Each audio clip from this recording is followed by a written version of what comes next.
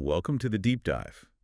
So we're digging into some source material that came in from you, the listener. Yeah, this one's interesting. It is. It's a pretty short piece, just a 4-minute narration script.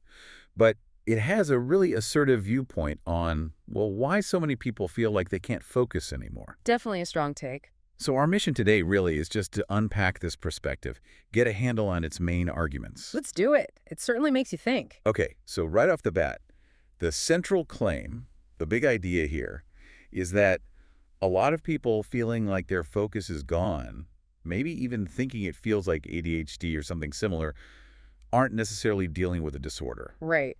The source argues that it's actually more like an addiction to comfort. That's the phrase it uses. Addiction to comfort. Yeah. And the logic behind that. Well, the idea is we've sort of conditioned our brains, trained them, essentially, to dodge anything that feels mentally difficult or, uncomfortable. So instead of pushing through that friction... Exactly. We just automatically reach for a distraction, something easy, something instantly gratifying.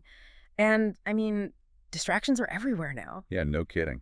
And it throws this question out there. It's pretty pointed. When was the last time you sat down and did something uncomfortable without checking your phone, grabbing a snack, or opening 6 tabs of nonsense?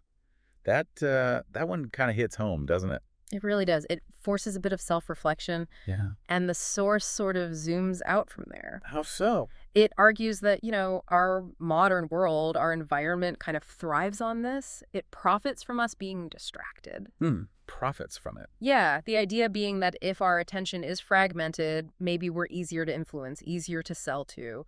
It suggests that framing widespread focus issues purely as a diagnosis might actually let the systems that benefit from distraction off the hook. And maybe lets us off the hook, too. Yeah. Like avoiding personal responsibility. That seems to be the implication.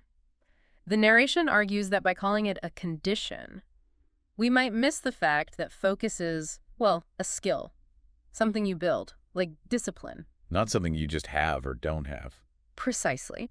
Which leads to this pretty blunt line in the source. Oh, yeah? It says, you don't need pills, you need pain. Wow. Okay, that's intense. Yeah. Though I assume it means embracing difficulty, not actual physical pain. Yes, exactly. It's advocating for deliberately choosing discomfort as the way to actually strengthen your focus. So what does that look like in practice? Did the source give examples? It did pretty concrete stuff, actually. Things like consciously putting your phone away when you need to concentrate, getting up early even when you really don't want to, pushing through a workout when it feels tough. Tackling those annoying tasks you keep putting off. Yes, that too. And choosing, say, to read a book instead of just endlessly scrolling for that instant hit. So it's all about making that harder choice, deliberately. It seems so. The source frames these actions as building mental resilience, like working a muscle by making it do hard things, resisting that pull towards immediate ease. And I guess the underlying message there is quite empowering in a way.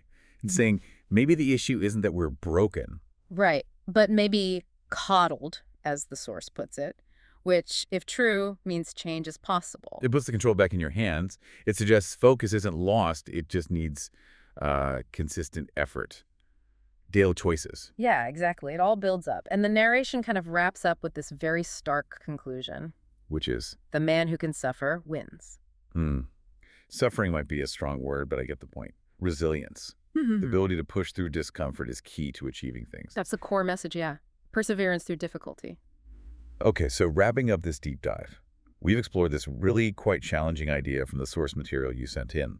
The notion that maybe, just maybe, our perceived struggles with focus aren't always about an inherent deficit, but could be a result of actively, or maybe subconsciously, avoiding discomfort, a lack of practiced mental discipline. And that really leaves you with something to chew on, doesn't it? It makes you ask yourself, how much am I, actively dodging difficult things in my own day? Yeah. Could deliberately leaning into those moments of resistance, those uncomfortable tasks, actually be the thing that sharpens focus and helps you reach your goal? It's definitely food for thought.